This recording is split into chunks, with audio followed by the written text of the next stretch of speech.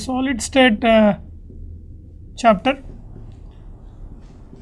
we have discussed about the different types of ionic crystals, structures of ionic crystals, sodium chloride rock salt type, cesium chloride BCC type, zinc sulfide, sphalerite, fluorite, antifluorite, perovskite.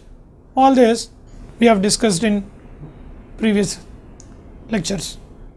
Now, in this lecture, experimentally, how do we determine the crystal structure? Experimentally, how do we determine this crystal structure? Basically, what is the experimental technique available to determine the crystal structures, and on the basis of that, how do we understand the crystal structure is what we are going to look at it. The experimental technique available to determine the crystal structures is what we call X-ray diffraction. X-ray diffraction. X-ray diffraction. That is what XRD technique, X-ray diffraction technique, and this is also what we call Bragg's equation.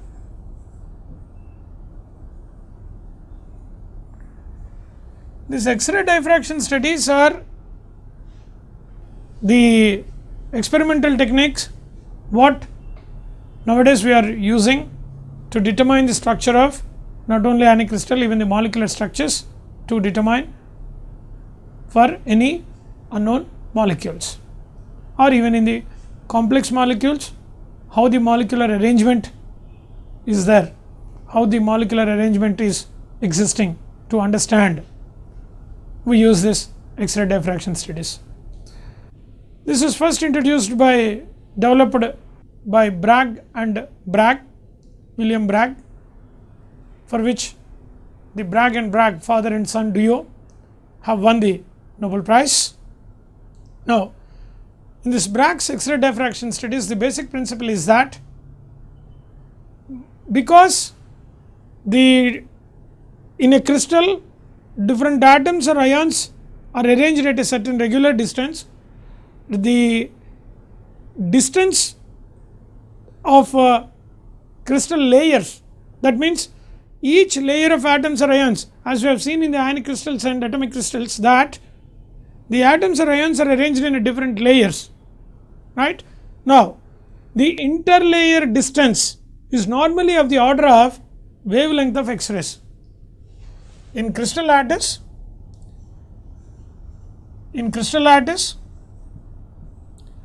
the interlayer distance in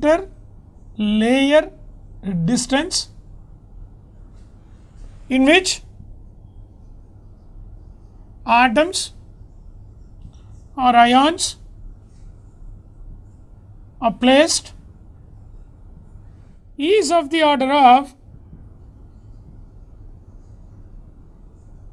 10 power minus 10 meters, which is almost same as the wavelength of X-rays. So, based on the point that in the crystal lattice, the interlayer distance in which atoms or ions are placed is of the order of 10 power minus 10 meters, which is almost same as the wavelength of X-rays. So, basically the point is the interlayer distance is of the order of 10 power minus 10, which is also the order of wavelength of X-rays. So, this coincidence is taken as a advantageous in developing this X-ray diffraction studies. Based on this, the technique developed is this X-ray diffraction, in which the different layers in which the atoms are placed in a crystal is taken as a diffraction grating.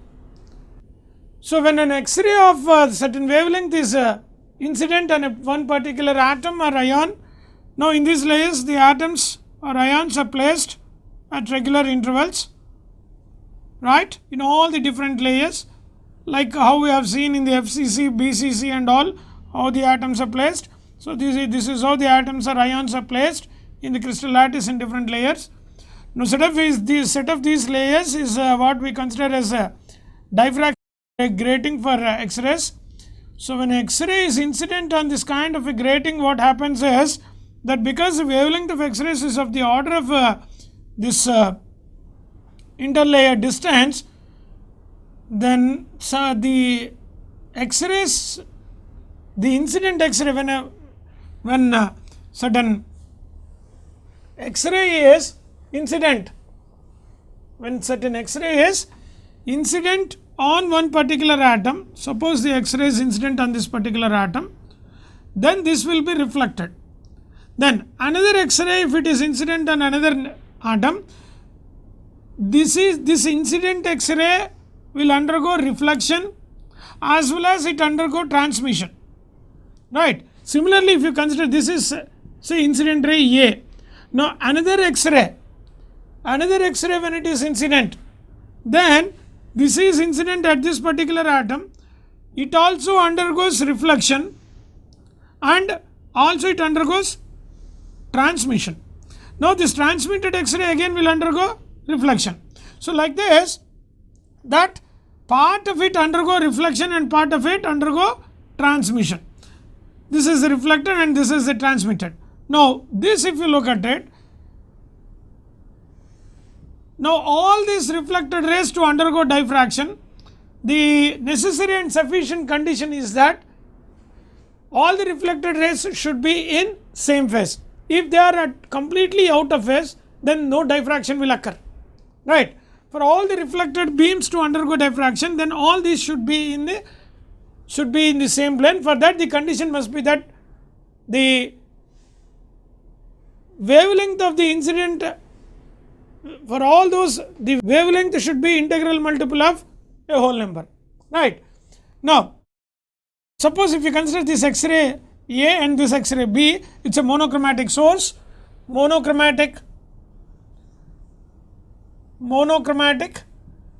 X-ray source using monochromatic X-ray source,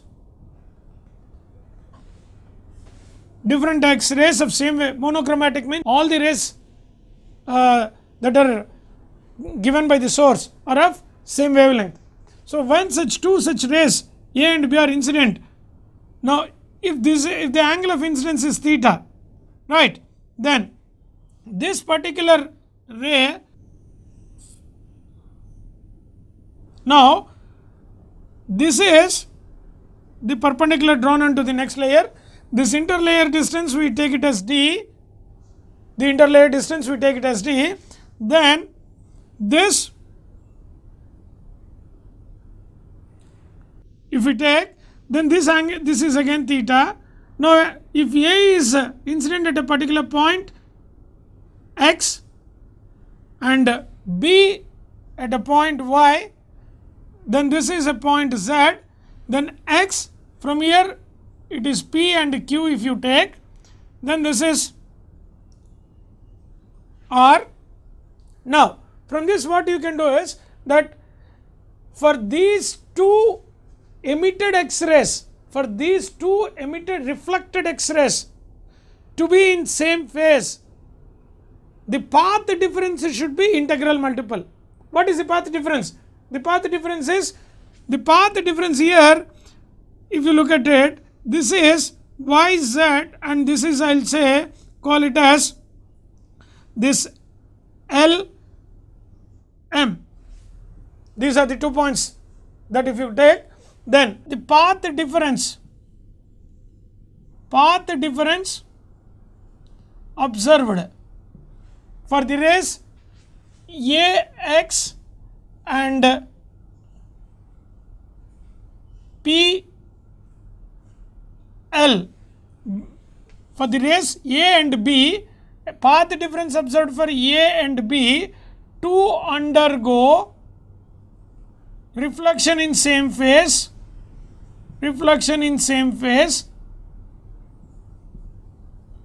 then that is LZ plus ZM. this is the LZ, this is the this, and ZM, this is the path difference between the AX and BL rays to undergo reflection in same phase. This extra path, the extra path travelled by B in order to undergo reflection to Q, the additional path travelled compared to X-ray A is LZ plus ZM. Now this LZ plus ZM, I can take it as, this is nothing but this XZ sin theta, in fact LZ is equal to X sin theta, and this is XZ sin theta plus XZ sin theta, and XZ is equal to D. Therefore, path difference LZ plus Zm is equal to d sin theta plus d sin theta, that is equal to 2d sin theta. And what is this LZ and Zm? That is 2d sin theta. And for these two rays to be in same phase, what is the condition we told? The path difference must be equal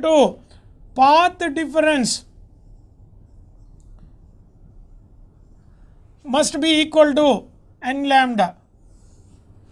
For the two reflected rays, again I am repeating that for the two X-rays that are reflected to undergo diffraction, the necessary and sufficient condition is that they both should be in same phase. If they both are in same phase, then path difference must be equal to integral multiple of the wavelength n lambda, where n is the order of reflection. N is order of reflection, right? So that means how many planes that it is traversed. That n is nothing but what? Order of reflection. What do you mean by order of reflection here? That is a whole number. What kind of whole number? How do we introduce that?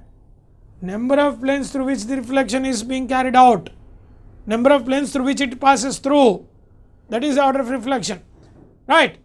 So this 2d sin theta, the path difference should be equal to n lambda, means here the path difference according to this is 2d sin theta. Therefore, n lambda is equal to 2d sin theta. N lambda is equal to 2d sin theta, where n is the order of reflection, lambda is the wavelength of the incident X-ray, d is the interlayer distance, theta is the angle of incidence. Now, angle of incidence is given which we vary at what angle that we are introducing. Keep the crystal at particular place, keep the crystal at a particular place. Now this crystal is acting as a diffraction grating as well as transmission. Here the X-rays undergoes both reflection and transmission. This is a reflection, this is a reflection, and this is a transmission, right? For this reflected rays to be in the same, to give a diffraction pattern, to observe a diffraction pattern of this, what we require is the path difference. First of all the reflected rays must be in same phase. For all the reflected rays to be in same phase, the path difference must be equal to integral multiple of the wavelength, then only it is, that means the both should be in same phase. Then the difference must be equal to n lambda, the difference, path difference LZ. The path difference means the additional path that it travelled. If you consider these two X-rays, then this is the additional path before it is incidenting, and this is the additional path after it is reflecting, right? So the total additional path that is in total it is travelling is LZ plus Zm. LZ is equal to XZ sin theta, Zm is equal to again XZ sin theta, this is theta and this is also theta, right? So when this is theta and this is also theta, then this is equal to d sin theta and this is also d sin theta. Therefore, n lambda is equal to 2d sin theta. From this, by varying the angle of incidence theta, then what is the distance d? Because lambda is the incident X-ray. So, the wavelength of the incident X-ray is known, wavelength of the incident X-ray is known. Now, varying the theta, what is the extent of wavelength is what you will observe, right. From that what we can determine is the d. So, once we determine d, at what distance each layer is being placed in all the directions, right, then from that we can understand the total geometry and structure of the ionic crystals. So, that means from this what you can determine is the distance, that is along x and y, x axis, y axis, z axis, in all the directions, how the distance is varying. From that what we can determine is the geometry of the crystal, right. So, using this, n lambda is equal to 2d sin theta, the overall we can determine the crystal structures. But of course, here it is not actually so simple as we explained over here. For this, what all we have to take is by varying the angles, keeping the crystal at the center, then X-ray is to be incident at different angles. Then when X-ray is incident at different angles, then at what is the d, that we have to graphically first we should get the at what angles exactly that we are getting the peak, and where it is with change in angle, how the height of the peak is varying. All this graphical, the spectrum, X-ray spectrum is what we have to observe. From this spectrum, exact values we have to note down, from that we have to calculate this, right. So, finally, using this we can determine the structures of crystalline substances. Now, in the next topic in this chapter of solid state is imperfections in ionic crystals, imperfections or defects.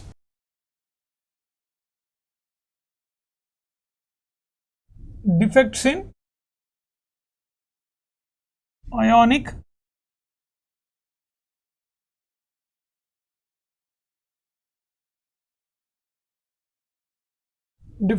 crystals. What is a defect? Defect is nothing but which is not in its original state.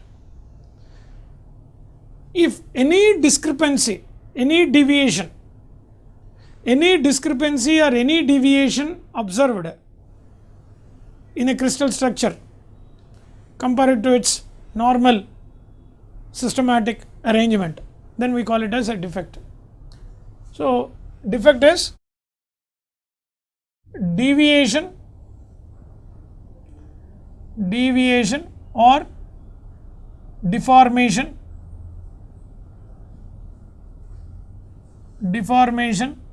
in regular arrangement. Deviation or deformation in regular arrangement of ions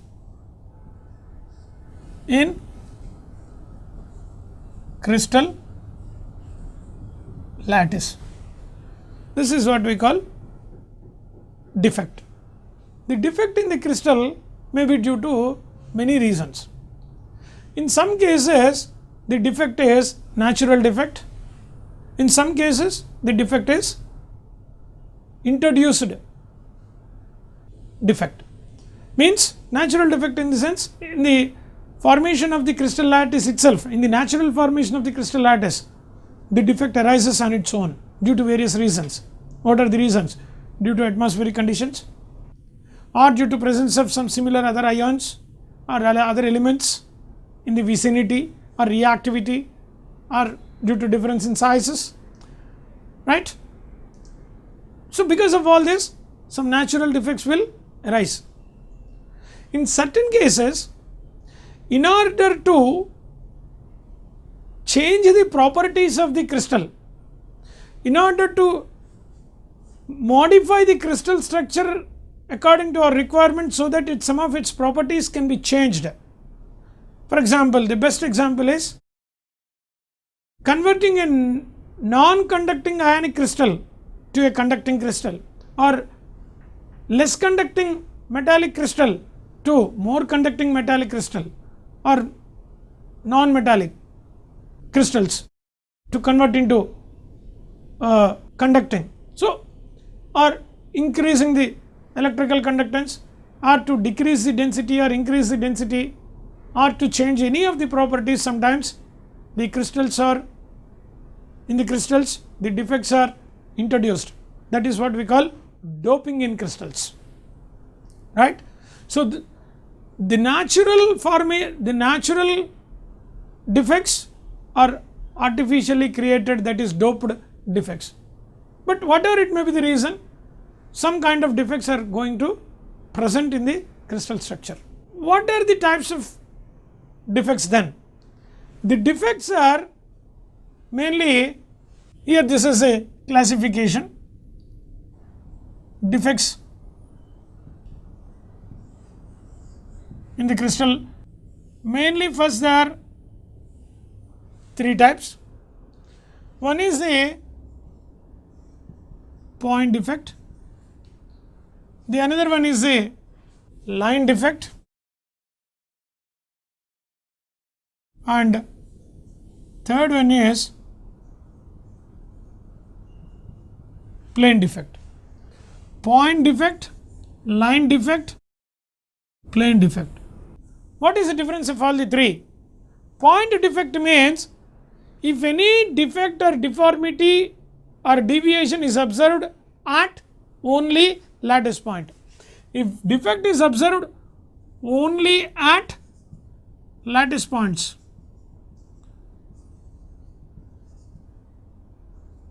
only at one lattice point or at lattice points randomly, then it is what we call point defects. But instead, if defect is observed at all the points, all the lattice points along one axis, either x axis or y axis or z axis, along all in the entire x axis, all the lattice points present along the x axis, and that if there is a defect, then what we call line defect. Or instead, all the lattice points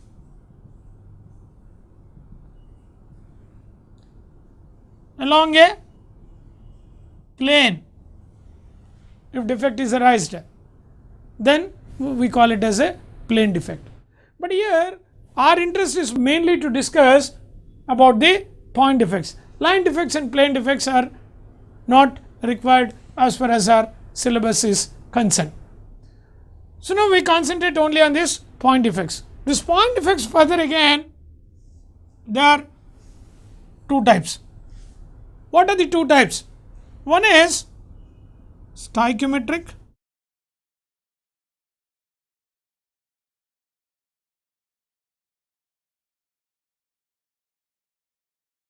So the point defects are the defects that arises only at the certain lattice points randomly. There are again two types, stoichiometric defects and non-stoichiometric defects.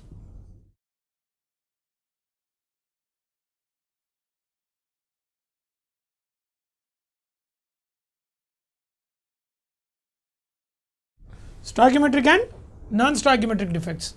What are the stoichiometric defect and non-stoichiometric defect? What is the difference?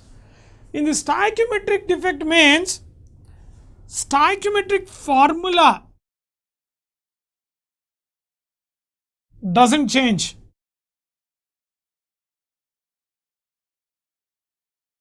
Stoichiometric formula of the substance like NaCl, suppose in the rock salt NaCl crystal structure if there is a defect, but number of sodium ions and chloride ions ratio if it remains constant in spite of the defect, and the ratio remains as 1:1, and if you can represent the formula as still NaCl, then we call the defect as stoichiometric defect.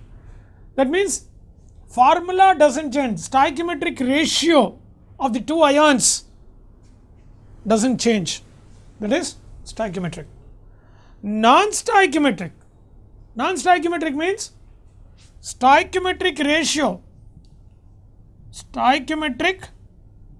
ratio of ions that is formula changes. For example, ferric oxide, if you take ferrous oxide FeO, sometimes what happens is when Fe2 plus ions are replaced by Fe3 plus ions, then stoichiometric formula changes. For example, here you have Fe 0.930, stoichiometry changed. The actual stoichiometry is supposed to be FeO 1:1, but that changes to 0.930. What is the reason and where it happens, that all we will see in the discussion. So, but this is the basic difference between stoichiometric and non-stoichiometric defects. The stoichiometric defects further have been classified into two types. The stoichiometric defects have been further classified into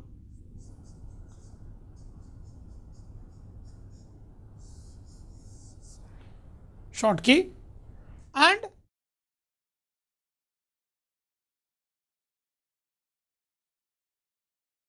Frankel. Schottky and Frankel. These are the two types. The non-stoichiometric also further classified into three types here. What are the three types? One is the metal excess,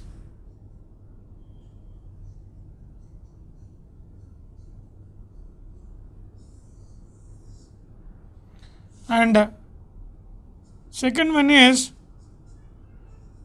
non-metal excess,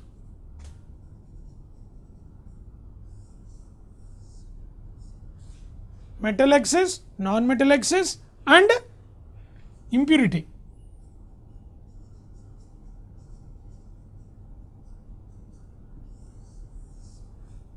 Impurity defects. So, like this, overall the defects are point defects, line defects, and plane defects. Point defects further classified into stoichiometric and non-stoichiometric, depending on whether the stoichiometric ratio of the ions is changed or not changed. If it is not changed, then it is stoichiometric. If it is changes, then it is non-stoichiometric. Stoichiometric further Schottky and Frankel. Non-stoichiometric are further into metal excess, non-metal excess, and impurity defects. This is the overall classification of defects. Now, here we go in details about what is Schottky defect and where it occurs, what is Frankel defect and where it occurs, what is metal excess defect, what is non-metal excess, and what is impurity. Where all these kind of defects will arise and how they arise, what are the examples, in brief we are going to discuss. Now, let us see what is Schottky defect.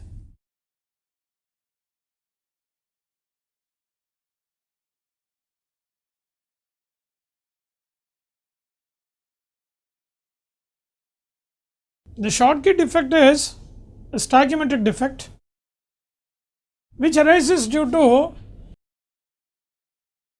absence of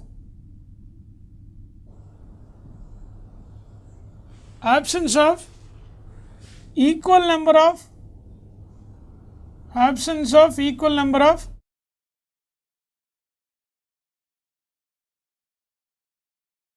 ion pairs, absence of equal number of ion pairs from the lattice. Absence of equal number of ion pairs from the lattice, if exists, then that kind of defect is what we call Schottky defect. For example, what happens is, like if you take the sodium chloride crystal lattice, in which if you assume that the ions are arranged like this, if suppose this is a sodium ion, then obviously this will be chloride ion, this will be sodium ion, this will be chloride ion. Like this, alternatively the ions will present. Now, like this, when ions are present, suppose here one sodium ion is missing, right? Here one sodium ion is missing, but here the chloride ion is present, right? Sodium ion, this is your chloride ion, this is again sodium ion, chloride ion, and this is chloride ion, this is sodium ion. Here chloride ion is missing, then this is of course again sodium ion. So, here sodium ion, chloride ion, they are supposed to present alternatively. But here what is happening is, this is vacant, this is vacant. Means one sodium ion and one pair of sodium ion and chloride ion missing. So, but as a result what will happen? First of all, if all the sodium ions and chloride ions are perfectly present at their respective lattice positions, then the ionic crystal is a non-conducting crystal, because all the ions are perfectly placed at their respective places, no flow of ions, no flow of charge. So, the crystal is non-conducting. But due to this vacancy now, what will happen is, the ions will start moving. The ions will start moving. As a result, what happens? Due to vacancy,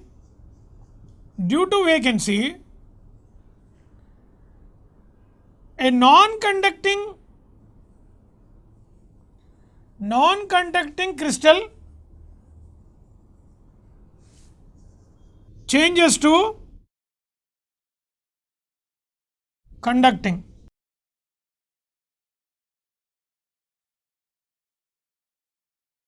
So, because of the defect, a non-conducting perfect ionic crystal is now become conducting. That is a very important feature what we have to observe due to the defects.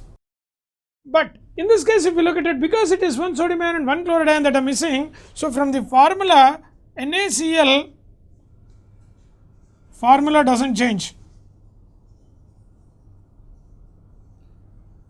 But due to absence of the ions, density decreases. Density decreases, but electrical neutrality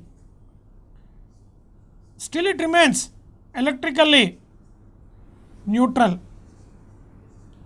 That means charges are balanced. The number of sodium ions is equal to number of chloride ions. Number of sodium ions is equal to number of chloride ions. This does not change. But due to defect, due to absence of the ions, density decreases, electrical neutrality, net positive charge is equal to net negative charge. So, the crystal still remains electrically neutral, but only thing is, due to this vacancy, ions will start flow from occupied site to unoccupied site, and it will be keep moving out. So, a non-conducting crystal will become conducting. In which kind of crystals normally do we observe? This kind of defect is normally observed in crystals with high coordination number, that is 6 or 8, and where ratio of cation to anion, radius ratio is high. Radius ratio is high, means from 0.4 greater than 0.4 or 0.5 normally. Those crystals in which radius ratio is greater than 0.5 or which will have FCC or BCC type lattice. Of course, that is not always necessary, but definitely those crystals in which radius of cation to anion ratio is greater than 0.5 or something, and high coordination number when they have, then that kind of crystals will exhibit this kind of defect. So, examples in this type are NaCl, NaBr, cesium chloride, cesium bromide. All these type of crystals will exhibit this kind of Schottky defects. And what also observed is, in NaCl crystal lattice, for every 10 power 16 pairs, one defect will be there, one defect, that is one Schottky pair. This is what we call Schottky pair. For every 10 power 16, for every 10 power 16 pairs of ions, one defect will be there. Means in 1 mole of NaCl lattice,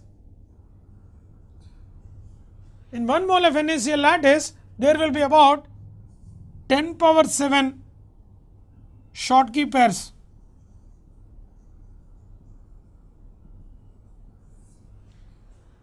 Ten power 7 Schottky pairs will be there, means 10 power 7 vacancies of pairs will be there in 1 mole of NaCl crystal lattice. As a result, sodium chloride crystal will become conducting. So, basically it is a stoichiometric defect. Schottky defect is a stoichiometric defect, we said. Why we said that it is a stoichiometric defect? Because stoichiometric ratio of the ions does not change. But due to the vacancy, there is a flow of electrons, so the non-conducting crystal will become conducting. Electrical neutrality is maintained, density is decreased. It is mainly observed in ionic crystals with high coordination number. High coordination number means either 6 or 8, or in those crystals where the radius ratio is more than 0.4 and 0.5. These are the examples: NaCl, NaBr, CaCl, CsBr and all. In general, alkali metal halides. And practically, in the case of sodium chloride crystal, what observed is, for every 10 power 16 pairs of ions, there is one Schottky defect. So, 1 mole, that is of the order of 10 power 23. For 10 power 23 pairs of ions, obviously the Schottky pairs, that is vacancies of ion pairs observed, is about 10 power 7. This is all about Schottky defect. Then in the next we discuss Frankel defect. Now, the next is Frankel defect.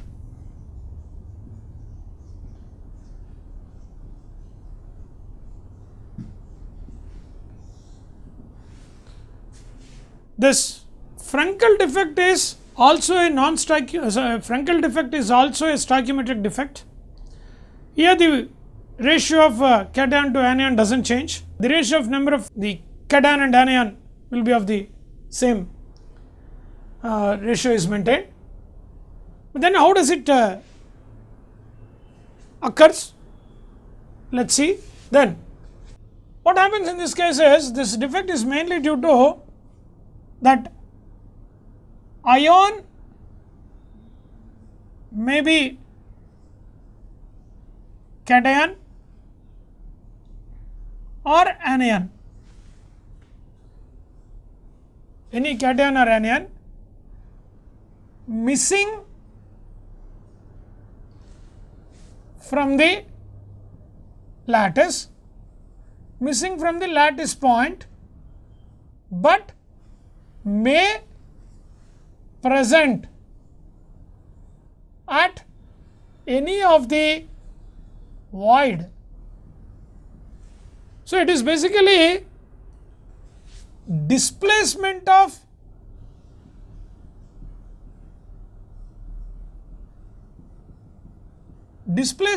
ions.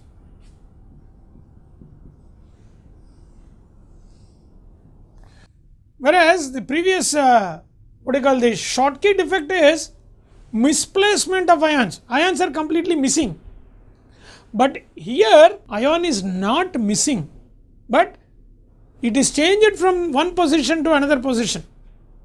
What is that? From the lattice point to any of the void. Just it is displacement from one position to other. So, as a result, what? That there is no change in electrical neutrality. Electrical neutrality of the crystal is maintained. Stoichiometric ratio is maintained.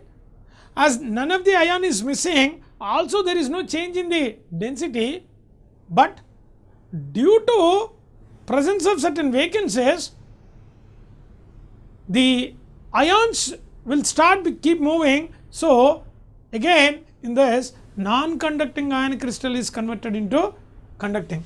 For example, here M plus, X minus, m plus x minus, keep on taking like this, x minus, and somewhere over here, instead of here, the m plus is present over here, right? This is again x minus, m plus, x minus, m plus, x minus. Like this, the lattice will be present. So here what happened? The metal ion which is supposed to be present at this lattice point is not present over there, but instead it is occupying the, what do you call, the vacant size, the vacant space. It happens when that cation size is small, relatively small, such that it can fit into any of the octahedral void or tetrahedral void present in the lattice. In such cases, this kind of defect will arise. Now if you look at this, number of ion pairs is same, number of m plus is equal to number of x minus, no change. Therefore, no change in density, no change in electrical neutrality,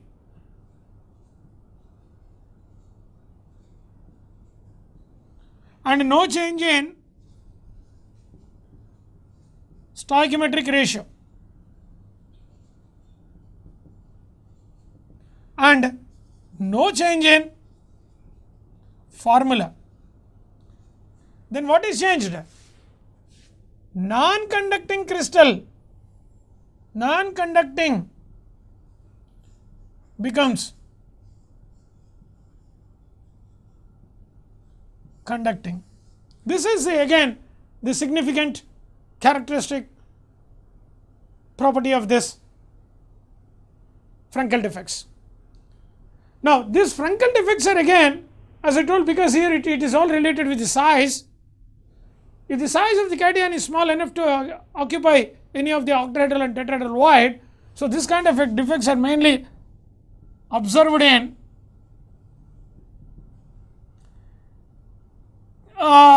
crystals with lower coordination number,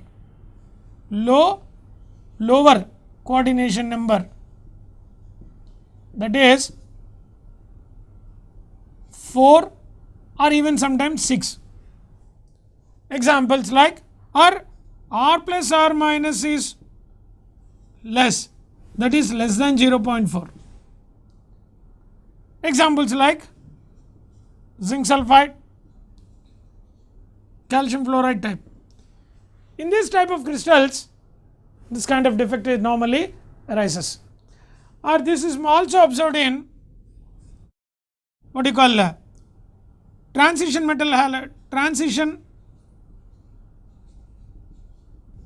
metal compounds. In the transition metal compounds is normally this kind of defect is observed.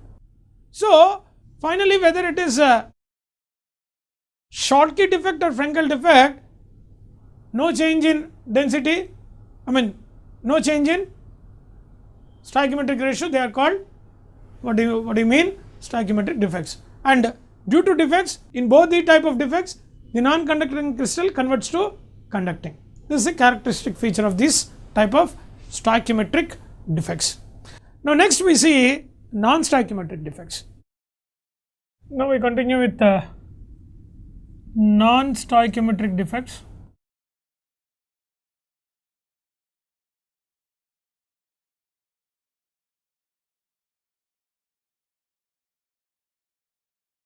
In the non-stoichiometric defects, as in the classification that already we told, we have metal excess defects, metal deficient, that is anion excess, and impurity defects. These are the 3 types. Now, what is metal excess defect? Metal excess defect is that if anion is missing from the lattice, if anion is missing from the lattice and electron occupies the lattice point. If anion is missing from the lattice and electron occupy that lattice point, then the defect is what we call metal excess, because again in the lattice, if you look at it,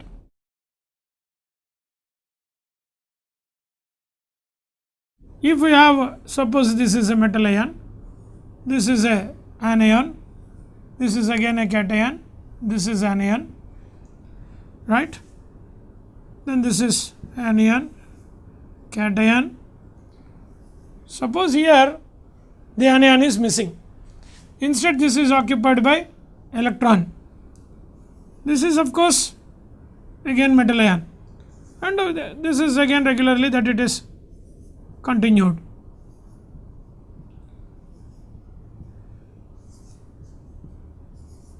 Right? So, here what is happening is just only at one place. Of course, it is not necessary that only one place. At some places, if the anion position is occupied by electron, then as a result what happens? Ratio of cation to anion increases. Ratio of cation to anion increases. As a result, stoichiometric formula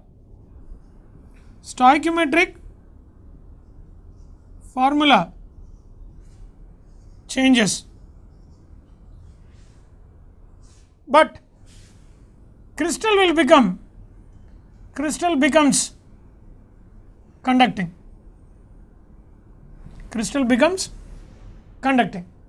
What happens actually is, because here this position is supposed to be occupied by anion, but now it is occupied by electron. As a result, electrical neutrality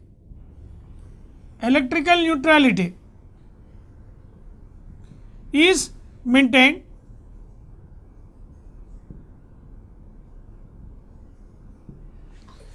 Electrical neutrality is maintained because the net positive charge is equal to negative charge, but one of the charge is a electron, not anion. As a result, what is happening is the number of anions is decreasing, therefore the stoichiometric ratio changes, so it becomes non-stoichiometric. But because of the presence of this free electron, this electron will be keep moving to the other anionic states and displaces. So, as a result, that moving electron will give rise conductance to the crystal lattice. This kind of defect is observed when ionic crystal is heated, and if the anion is highly volatile, then the anion converted into the gas escapes out, leaving electrons. Because of this reaction, upon heating, the metal ion escapes out from the lattice, thereby leaving electron in that space. That electron starts moving. So, this causes the defect. So, finally what is happened? Metal ion are more in number than the anion. So, this is what we call metal excess defect. And in this metal excess defect also there is another possibility. This is metal excess, or in other words, this metal excess is basically due to absence of anion. This is due to absence of anion. There is another possibility. The other possibility is that instead of anion to escape out, the cation is present more in ratio. That we will see in the next. The other type is metal ion occupying interstitial spaces.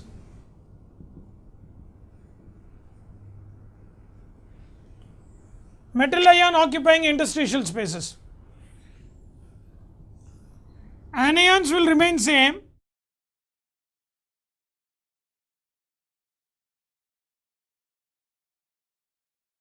Anion will remain same. Cation also present equally in the lattice points.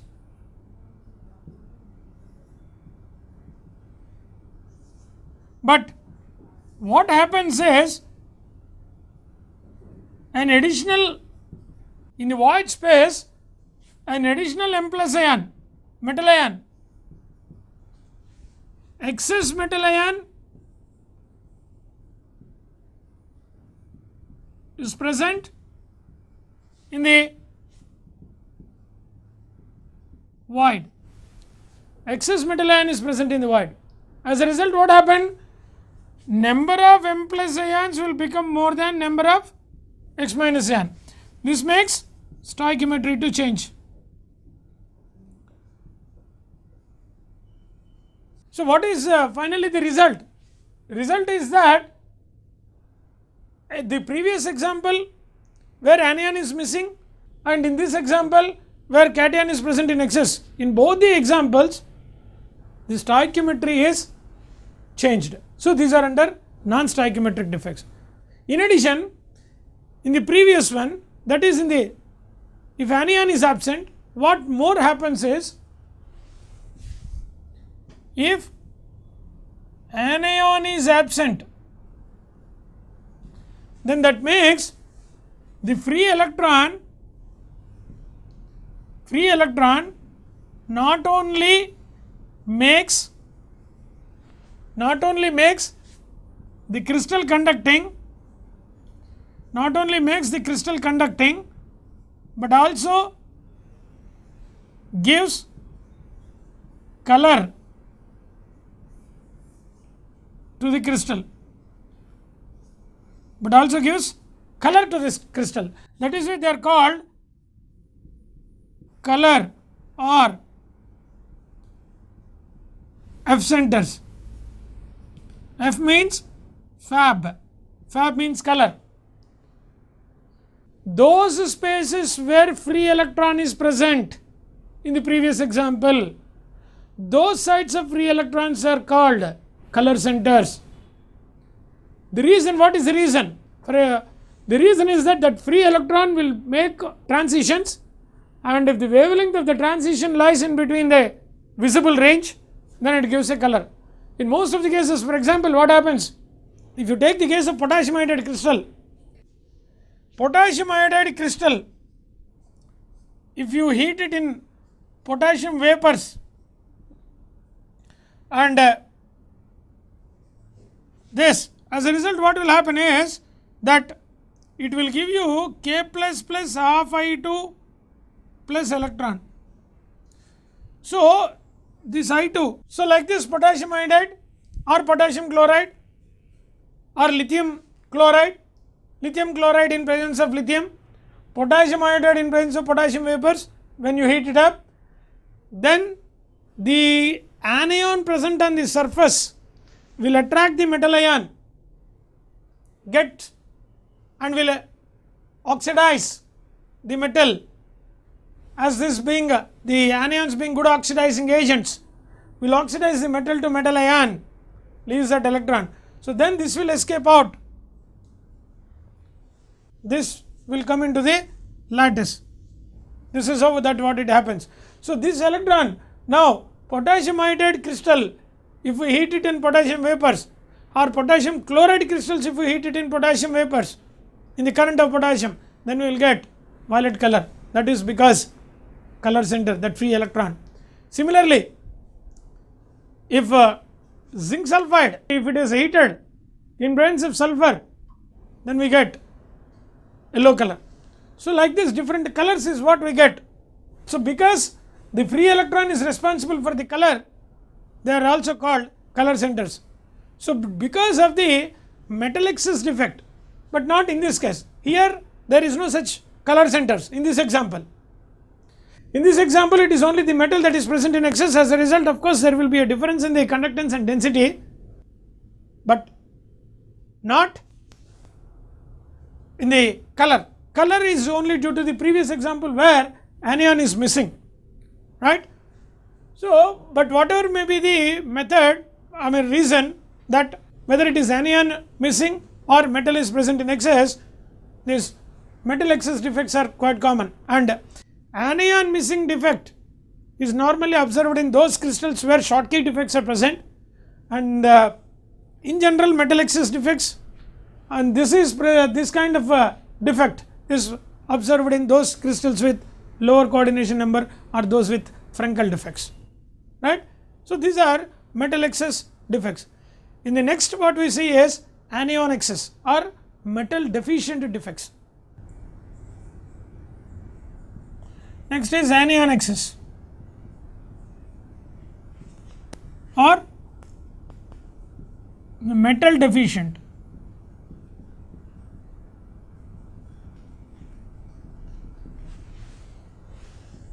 Anion excess or metal deficient. So, in the previous cases it is metal is in excess, now metal is in deficiency. When this is possible? This will arise in these cases where if a metal exhibits variable valency, if a metal exhibits variable valency like Fe2 plus and Fe3 plus, then in the crystal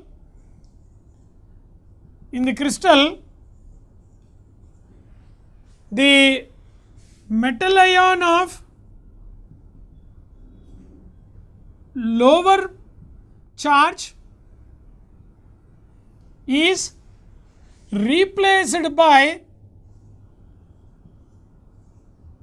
metal ion with higher charge, metal ion with higher charge. For example,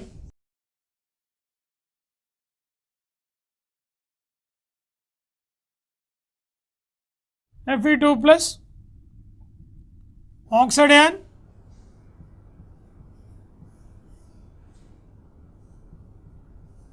like this.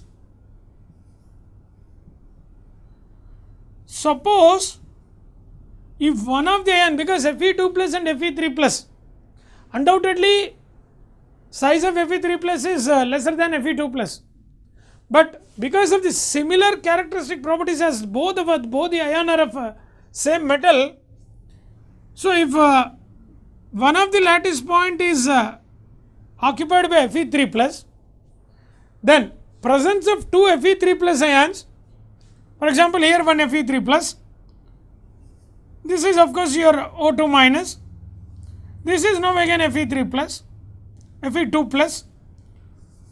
Now here once again if Fe3 plus is present, now here normally it is supposed to be Fe2 plus, but Fe3 plus is present, so the net positive charge, now if all this maintain like this, then there should be two spaces left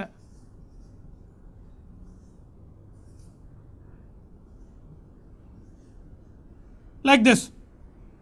So, as a result what happened, because here 2 units of positive charge is increased, as a result there will be a vacancy at one of the position, one Fe2 plus will be absent, because now in this liquid if you do, so what is happening is, in order to balance the charge, metal ion with lower charge will be missing, metal ion with lower charge is missing. So, as a result what is happening? Density decreases, but electrically it is neutral,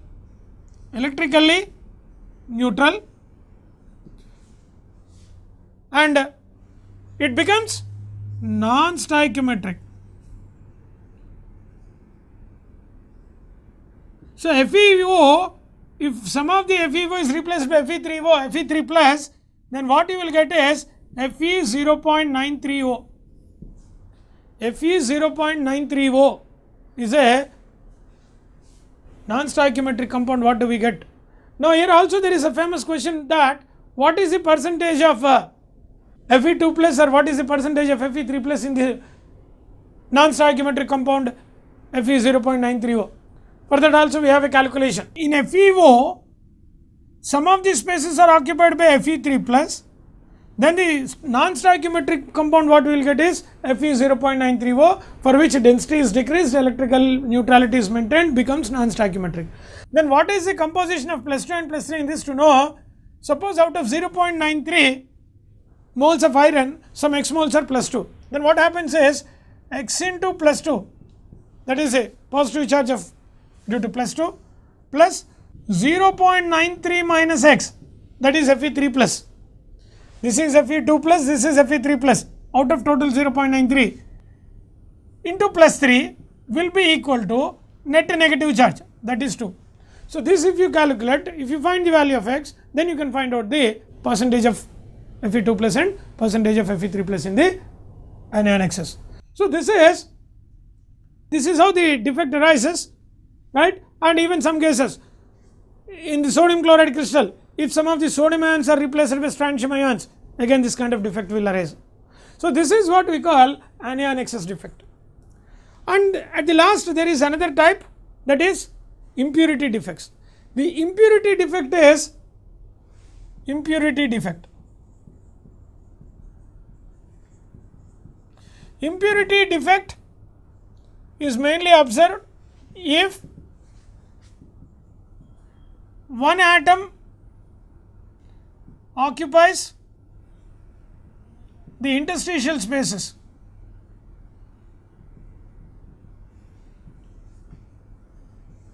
Then what we call it as impurity. This happens in the case of palladium metallic lattice. If you take, hydrogen will occupy the interstitial spaces.